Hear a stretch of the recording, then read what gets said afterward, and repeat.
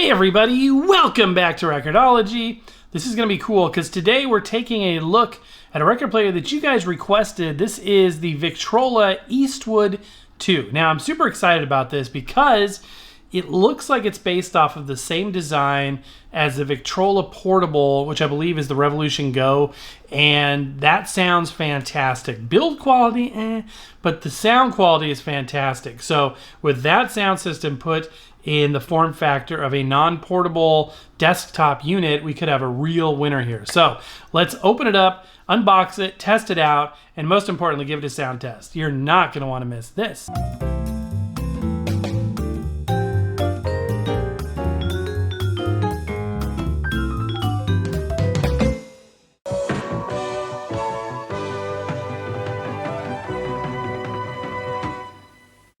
So we went ahead and purchased this record player because a lot of you have asked for a review of this unit. Plus, we have reviewed its predecessor. So it seemed the only natural thing to do was to check it out. This is the Eastwood 2 by Victrola. They're calling it a hybrid record player with Bluetooth streaming. I think that just means that it's a record player with Bluetooth. Possibly the fact that it streams out Bluetooth and receives it in. Any kind of entry-level record player that has a ceramic cartridge often gets denigrated. However, this does not have a ceramic cartridge. It has a magnetic. So there should be no complaints from the "it will destroy your records" people out there, because I can already tell you that it will not damage your record. It just will not damage your record. These don't damage records. Okay, so I like the retail packaging. The unit looks cool. I like the color combination of sort of the fabric and the wood grain there. I like these like retro modern designs that aren't over the top in their retro attempts, but at the same time harken back to a day and age gone by, if that makes any sense. So yeah, this looks cool, but what I want to know is, how does it work? How does it sound? How's it built? All of those good things. So, okay, I sworn I just cut that open, guys. Apparently you have to do it twice. Okay, second time's a charm. There we go. Let's go ahead and see what we're dealing with here. So we got some cartons instead of styrofoam. And we'll go ahead and pull the record player out. Shouldn't be a lot of setup to do with these because it's kind of built and calibrated at the factory. Sort of an eco-friendly option here for packaging materials. These are probably more recyclable than styrofoam. I'm just guessing, I don't really know. Here's a power supply. Okay. And it is a wall wart power supply. That'll be a 12-volt power supply because of the internal built-in preamp and all that good stuff. There's the manual. Yeah, the ceramics typically are 5 watts. Or 5 volts, excuse me, whereas the magnetics require 12 because of that additional circuitry. Plus, this has speaker amplification, etc., etc. So a little more voltage is required there. Alrighty. So it's a pretty compact little unit. It's got some heft to it, which is nice to see. The dust cover has a cling wrap, so go ahead and remove that. Does appear to be a perfectly clear dust cover there. That'll be polycarbonate. But yeah, it is obviously hinged. It has little rubber nubs right here so that it has a gentle descend. Plus, somebody told me in the comments a few months ago that these are also intended to help you grasp the dust cover without getting fingerprints on it. This is a smaller platter, and the record will protrude from 3 sides. That bothers a lot of people. It doesn't really bother me. I mean, it's kind of what I expect for a small unit. It has a smaller footprint, so that's the deal. You can close it with the record in, which we'll demonstrate, and the record will protrude. It is what it is. So again, we have the wood grain on the side. This will be a board material with a laminate, and this fabric up here on the front kind of gives the appearance of a sound bar, which is kind of what Victrola has been doing lately. This definitely bears a family resemblance to the Revolution Go portable that sounds so good and is made very cheaply in terms of the plastic construction, but it sounds so good. That portable unit with a guitar strap and all that stuff. I'm hoping that this has the same sound system built in, but with maybe a bit more on the build quality side of things in exchange for not being quite as portable. So we'll look at all this here in a minute, but let's take a little tour around here. So we've got, again, the fabric wrap. This is sort of a, I don't know what you call that, a tweed color. It's not white. It's kind of a, I don't know what you almost said canvas. It's like an off-white color. We'll just call it that. It looks good. It looks really good with this wood color too. We've got the branding right there. Around side here, just that wood grain. This is a pretty smooth wrap they have on this. And we've got the regulation stuff, the FCC ID. Something that's kind of fun to do if you ever want to see what's inside a unit without having to take it apart. If it has an FCC ID on it, which this does, you can do a Google search for that FCC ID and get to see pictures of what's on the inside. And also on the back here, you got this little back panel with the access connections, the outputs and inputs. This is the RCA output. A headphone jack on the back. Would love that to be on the front, or at least the side. And then the power supply. Hey, 5 volt. Nothing to see here on the bottom. Also, there's no way to adjust the speed on the motor without taking it apart. Therefore, we really need that speed to be accurate out of the gate. We've got these rubber feet here. These are interesting. I haven't really seen these before. They're just like a chunk of rubber. And that is it for the device. Okay, so it does have the smaller size platter with 3 rubber nubs for 3 points of contact. That way, if your record's warped a little bit, it'll still make perfect, even contact there. This will be belt driven. The motor's over here. The belt is recessed under here. Plastic platter. And this one is not shock mounted. Oh, no, that's not shock mounted. So there's no vibration damping, which I'm a little surprised considering that it's also, rigid to the sound bar. So these vibrations have the potential of coming back through the cartridge. So we'll have to see if that's an issue. It may not be an issue due to the size and scope of what this record player is and what it can do. It also features the same light up push button plastic knob. There's not any drag, which is a bummer. It does have steps, but this same knob is being used on pretty much everything they're doing right now, or I should say a lot of stuff that they're doing. And you push it, it'll talk to you, it'll say vinyl mode and all that stuff. Now, the cartridge is going to be a ceramic. This is an Audio-Technica 3600L.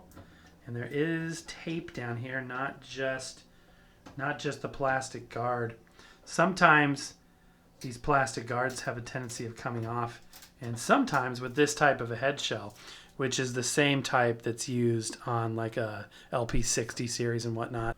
There's a better angle there, but see how it's flush like that? Sometimes with these, when you pull the plastic guard off, it'll take the whole stylus housing off, which is that white piece. So that's a great cartridge. It's permanently affixed, so you're not going to be able to upgrade the cartridge, but you can always replace the stylus as need be.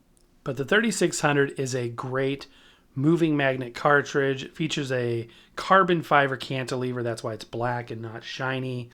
Okay, so the tone arm is metal, and it's got a weighted counterbalance here. So we'll check the tracking force, etc. It does have a cueing lever and a nice gentle descend plastic lift shelf. And you can push that down out of the way in case your records are skipping and you need to make sure that's not hanging up there. Has an auto stop on and off switch. So if you want to turn the auto stop on and off, there's the switch for that. And then it also is a 3-speed turntable. So you have the ability to change the speeds right there. It does do 78s. And all you need to do to play 78s on this properly is to get the stylus, the 3mm stylus.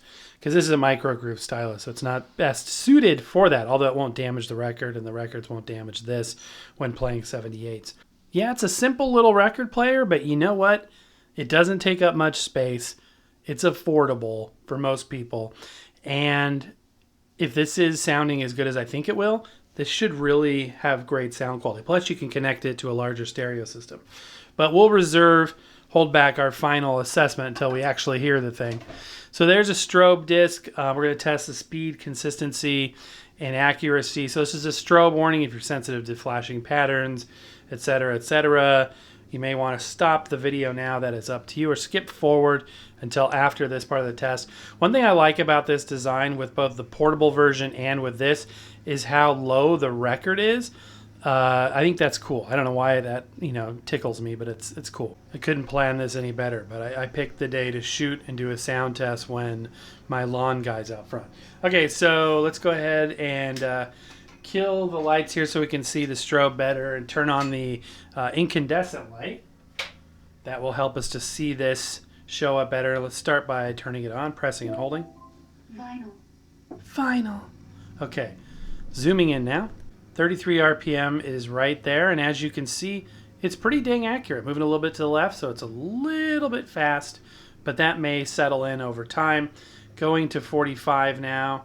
45 will be right there, and that's pretty dang accurate. And then finally 78, which is at the top. Not bad at all, a hair slow. None of those variances are audible variances. Back to 33. Okay, so let's go ahead and check the tracking for us now. The acceptable range for this cartridge is anywhere from 2.5 to 4.5 grams, and yeah. So, all right, looks like we're just over 3, which is in the range on the low end, the light end for this cartridge, and that's going to be super gentle on your record, so that's good news, very good news. While I'm stalling for the mowing to be done, I thought we would take a look at the Platter wobble, or hopefully lack thereof. But let me go ahead and turn the unit back on, and let's spin her up and see if we've got any noticeable Platter wobble. That looks pretty dang good. That's actually really not bad at all. That's pretty dang even and flat. Excellent. Okay, something a little bit different for music today. This is the 10 Greats of Jazz, and this is a low volume pressing from 1967. Jazz at the Troc, the Elitch Gardens Trocadero. If you are from Denver, you will know, or anywhere in Colorado, it's a legendary ballroom that all the big bands played at back in the day. Okay, so this is interesting.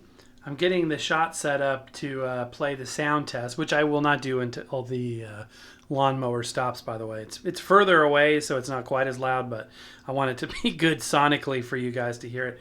Anyway, as I'm getting set up, I put this down here, and I'm like, what on earth? It's dragging down here. So it gets hung up back here. There's not enough room for the record until you tilt it down in the back, and it goes under that lip. And like I said earlier, everything fits under that lid, even though, yes, the record does protrude. Now, that tight fit triggers a lot of people. I'm not one of those people.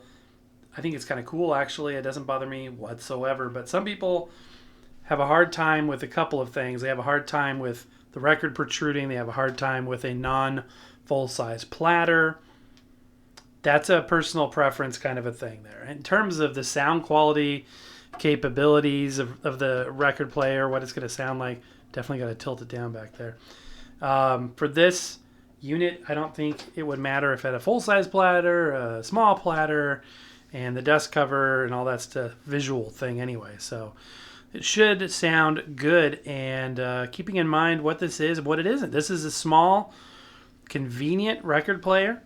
It's not designed to be the highest fidelity unit ever made. It is not going to replace some super, DJ turntable. It's not supposed to be. But this would be a great step up, perhaps, depending on how it sounds. This would be a great step up for somebody coming off of a suitcase player, somebody coming off of an all-in-one wooden unit, etc., etc. So keeping in mind the use case, this looks really cool. I definitely like it so far. All right, now it's time to give it a listen once the lawnmower goes away. Okay, here we go.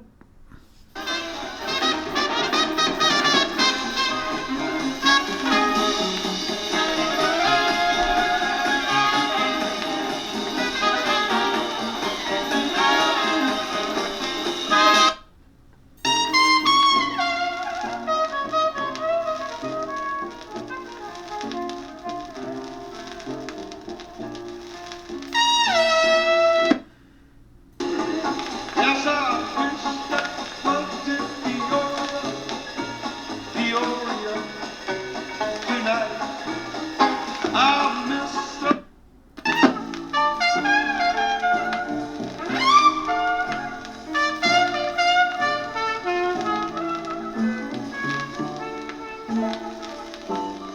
You know what? Let's try another record.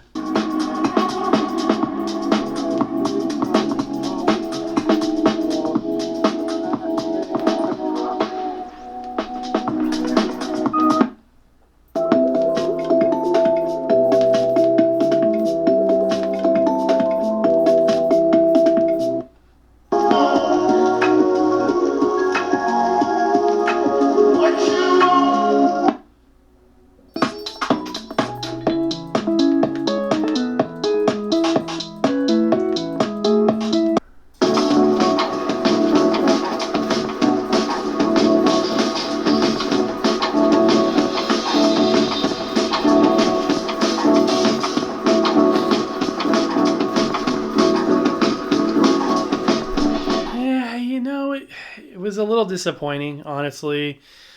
It just didn't have that punch and that bass that the other unit that they make, the portable, does, the Revolution Go. So that was disappointing because I thought it was going to be the same amplification based on the design. It looks the same. It's got the same control systems. So yeah, that was definitely a bit disappointing. It wasn't awful and unlistenable. It was just, kind of like suitcase quality sound, which I was really surprised about. I thought this would sound, a lot better. Now, this is a $100 turntable. And, that price point is considerably higher than a suitcase player would be, which would be around, 30 to 60, depending on which one you got. But this still has some inherent benefits. The cartridge type, the magnetic cartridge, is going to sound better, certainly on those outputs to another sound system. Even if these particular speakers aren't amplified very, very well, it's still going to have, a good audio output.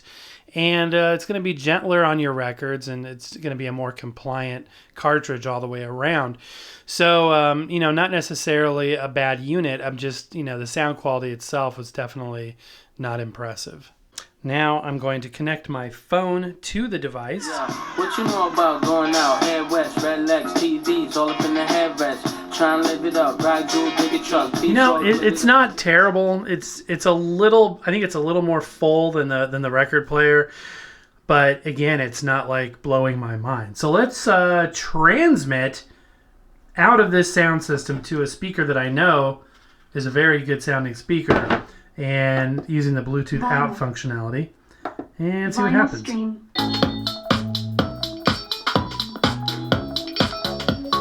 It's okay. It's okay. It's okay. It is what it is. It's okay. It's a hair better to my ears than this, but at the end of the day, for $100, it's a fair deal. It's just not the best sounding record player ever. It's still better than a suitcase player. I would say it's still better, even just by a hair, than either a suitcase player or an all-in-one. Certainly the direct feed output. You know what? Let's test that direct feed. Let's listen to a direct feed output. I feel alone in my home. I'm a rascal. So again, to recap, build quality is average to good, I would say. There's no real problems. Fit and finish was fine. The design was probably the biggest issue because the way that they've chosen to amplify the speakers, perhaps the speakers used, etc., etc. The sound quality just wasn't as good as I hoped it would be through those built-in speakers. Now, when you listen through the line out of the headphone jack as we did, you can improve that. $100, I think, is fair for what this is. It's a pretty simple unit. It does play records, so there you go. It's just, there are better ones out there. My friends, I hope you thought this was an interesting show. It was a lot of fun to put it together for you. It's always fun to check out a new record player. But that is going to do it for... Oh, wait a minute. If you haven't heard the news, we have an all-new 45 adapter. Here it is. It is a solid sort of hockey puck design. I love the fact that this comes off of the printer completely finished. I don't have to do any manual sanding or anything. It's just completely finished and ready to go right off of the printer. So it looks consistent. It looks good every single time. These are for sale right now on our eBay store. This is the temporary exclusive color that we have right now for both the original and this new design. This is called the Swirl color. As you can see, it's a mixture of different colors. This is also going to be available in our signature orange color, but This is something that has been really fun to put together. We've got other things coming your way as well. We have both 45 adapters, Seeburg adapters, and new stuff coming your way at all times. But my friends, that is going to do it for today. Thank you so much for watching. Happy record hunting, and we'll see you next time.